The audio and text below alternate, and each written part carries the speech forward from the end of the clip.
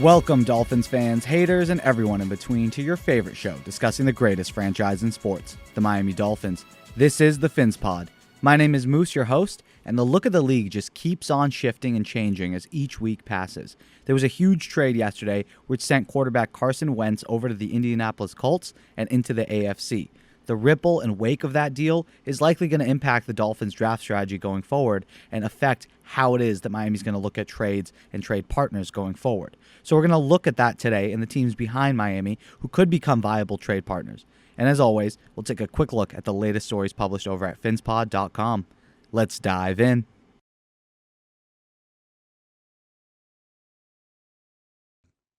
So I believe the Colts are a winner in this, and they're a big winner because of how little they give up. The overwhelming loser in this is the Eagles. It's hard to put into words how much the Eagles lose here. The Eagles had what they thought was a franchise quarterback. They paid him $1 trillion. They basically sat by and watched him tear apart their entire franchise. They fire the coach. They create a ridiculously bad situation. They win a Super Bowl without him. And now when they finally trade him, they thought they were going to get a Matthew Stafford-like package. They get a third-round pick this year and a conditional 2 that could turn into a 1. That is so much less than I have to believe they anticipated and that the world anticipated. So in 2016, there were 2 quarterbacks considered to be at the top of the NFL draft big board. There was the clean-cut pocket passer, tall, lanky, even looking the part wearing number 16 and Jared Goff.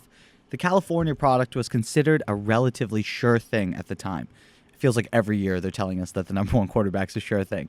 Behind him was an athletic and intriguing kid from the FCS, specifically North Dakota State, Carson Wentz, a ginger with a cannon arm and some really, really flashy tools.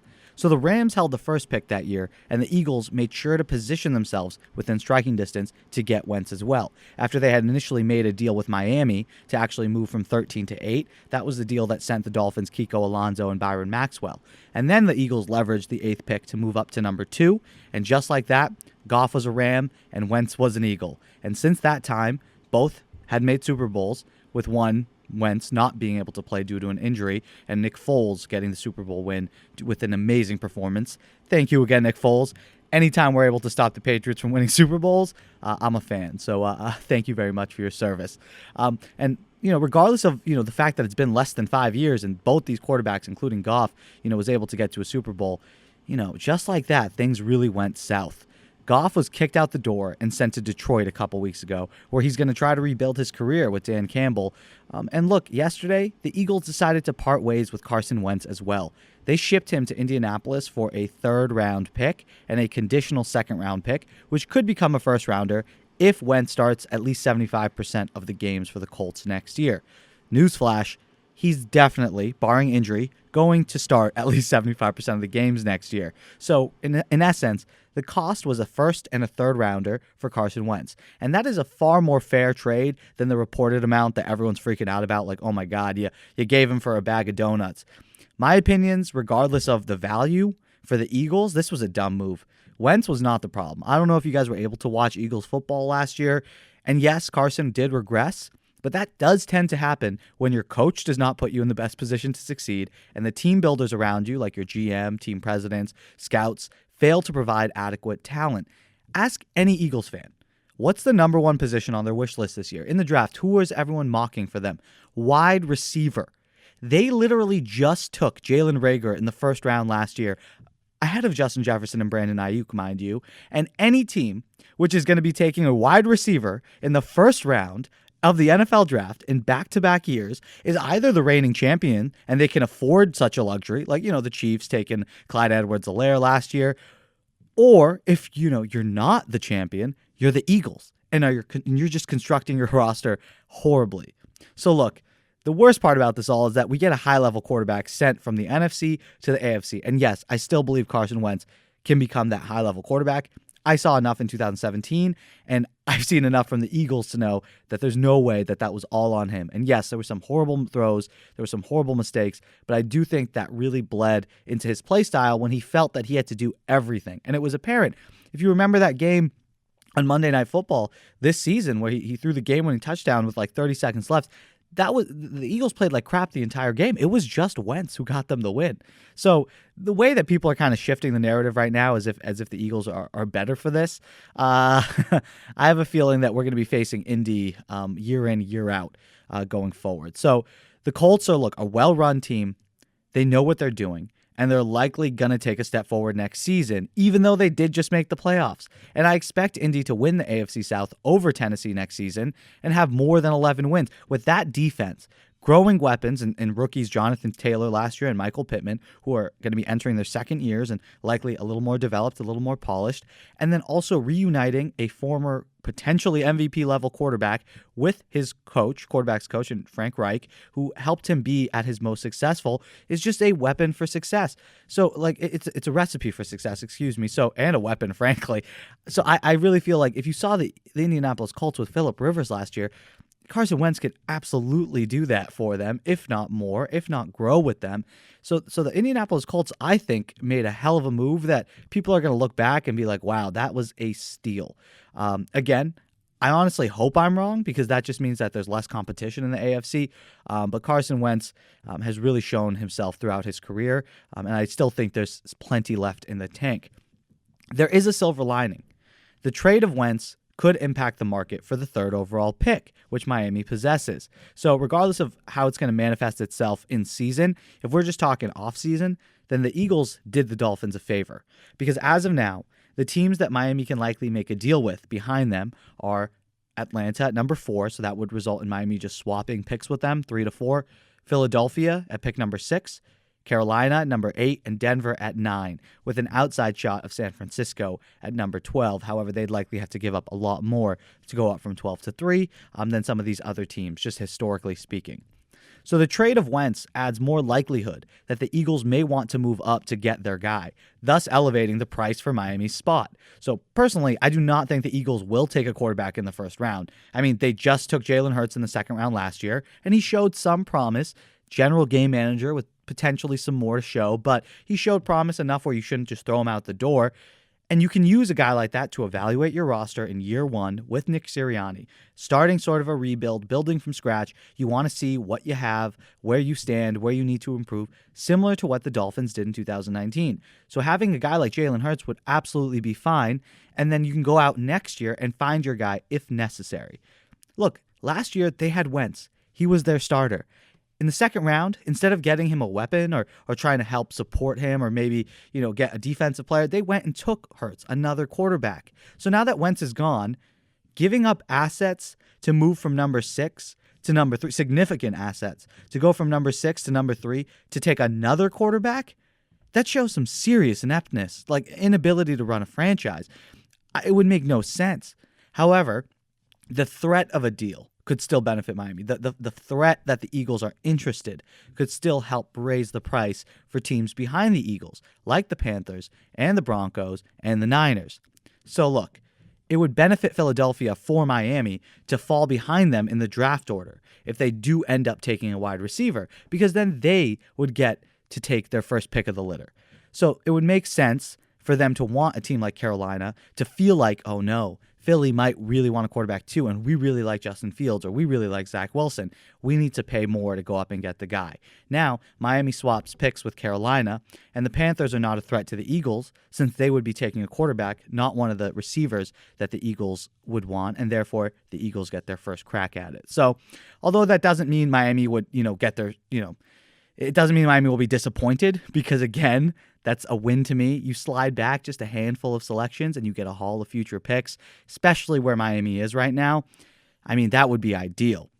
Similar to how the Bears moved up one spot to ensure that they got Mitchell Trubisky, if we're going to be talking about ideal, it's not the Philadelphia Eagles that Miami should be looking to trade with. It would be the Atlanta Falcons at number 4 overall. It would be amazing if Atlanta fell in love with one of these 3 quarterbacks and wanted to ensure that they would keep their guy by swapping with Miami, by making sure that Miami doesn't make a trade with one of those other teams. And remember, just to swap with them. So when the Bears did that and moved up from 4 to 3 with the 49ers, the Niners just to do that. They got the guy they wanted anyway, but on top of it, they got a 3rd-round pick that year, a 4th-round pick that year, and a future 3rd-round pick. So those are just free picks, and those are relatively high picks for literally nothing, just kind of being 3rd overall. So obviously, yes, that would be perfect for Miami if Atlanta were to be that team. After that, it's Carolina. They have a new owner. He wants to make a splash, and that means giving up more capital. If you want to make that bigger move, usually the price tag is a little bit higher. So with Philly, it's more economic. It makes sense. I think Miami would, be able to kind of get a fair offer, but with Carolina, I think Miami's more inclined to potentially get more value. So, they could give up some future ones to move up and down the board, and if Miami's able to get future ones, that is by far the most valuable, and they can keep Miami's roster building strategy just one step ahead thanks to these cheap, high-tier talent, infusions that keep coming into the program each year with the bevy of draft picks. Again, cheap players, and then when they hit, you pay them, and if they don't, you draft more. So it's how you keep a consistent winner, and obviously having good coaching is a huge part of that. But in terms of roster building, having a bevy of picks is all that you can ask for. And look, the more time passes, the more it feels like the Dolphins will not pick at 3. There are just too many teams who are more desperate. Chris Grier has to be licking his lips, thinking about what team he could do dirty.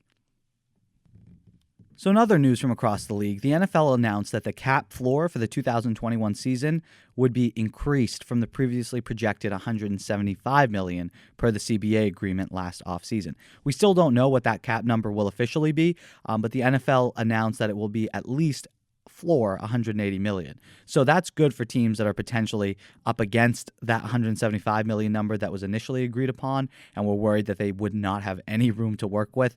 But that extra $5 million buffer is beneficial, and it's going to help the Dolphins as well. The Dolphins are going to be carrying over $15.2 million in cap room. So more room can be made with some cap cuts and potential negotiations and restructuring. But the Fins do sit comfortably with enough room to make any necessary moves going forward, including, signing the draft class that they're going to be bringing in. Hopefully that's multiple first-rounders, but we'll see about that, as well as other money to bring in some mid-level free agents. So they do need to make some more, so expect some potential cuts. And obviously, no team looks the same from year 1 to year 2. In terms of how much money is in the division, the Jets lead the division with the most cap room. Duh, they suck, with $26.7 million. And the Patriots are in second with $19.6 million. The Bills have the least with only $3.8 million. So they're going to need to probably do some stuff and potentially lose some pieces, or at least do some restructuring in order to make sure that they're able to sign the guys that they need in order to play next year. So the fact that Miami is where we are right now, a 10-win team on the ascent, and we have money to play with, just over $15 million, if not more, with some moves. That just goes to show you why Chris Grier is lining himself up for Executive of the Year come next offseason. The moves he has made and the way he's made sure that the contracts he's signing, yes, are fair to the player, but also keeps Miami in a liquid situation where we don't have dead cap. We don't have all these things that were a problem and hamstrung the Dolphins for years during the Joe Philbin era, when Mike Tannenbaum got involved, Adam Gase, all those impulsive decisions in the win-now attitude when the Dolphins were not even looking at future success. So seeing this is great news, and the fact that, Miami was a couple games behind Buffalo, but tens of millions of dollars more, that's great news. So hopefully Miami can use that money right and help elevate the roster going forward. Tua is 5 for 5 on this drive. Spins the wrong way, stays on his feet, sneaks through, Tua down the middle and down to the 10. How did he find a hole there? A 17-yard run. Conversations about Tua coming into the NFL, which said, well, he's a great passer, he has good pocket movement, but what about being a runner? Well, you don't have design runs for him, and maybe you don't need to design runs. Thank you guys so much for listening. That's going to do it for us here today. I really hope you enjoyed today's episode. Thank you for tuning in as always. Please remember to subscribe to the show wherever it is that you listen. just to never miss a chance to chat about your favorite team, the Miami Dolphins. We're going to be talking a lot more draft going forward, especially with all the moves being made around the league. Of course, March comes free agency, so that's going to be a big, big key, and we're absolutely going to be diving into some potential players that the Dolphins could be bringing in. So be sure to subscribe on Spotify, Apple and Google Podcasts, Amazon Music, YouTube, wherever it is you're listening, just to make sure you never miss a drop of an episode. Continue the conversation with us on Twitter and Instagram as well, at PhinsPod, and check out the site for news and content, PhinsPod.com. We make sure to upload all of our episodes there as well, so if you want to go back and sort of see the history of the show, feel free and dive into the episodes. But other than that, I hope you have an amazing day, and until next time, please stay safe. Love y'all.